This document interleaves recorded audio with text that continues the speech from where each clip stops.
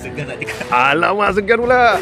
Baik, kepada anda yang terpinga-pinga tak tahu nak beli kereta apa, kereta baru terutamanya, tiba masanya untuk anda beli Honda sekarang juga. Kerana ada cabutan bertuah dan juga asuran bulanan rendah. Okey, nampak? Ni dah ada sumber idea ni. Beli HRV lepas tu bagi lawat dan warna pink gitu. Okey, datang terus ke MJN Auto Kuala Selangor. Test drive. Nampak ada customer sedang test drive, nampak.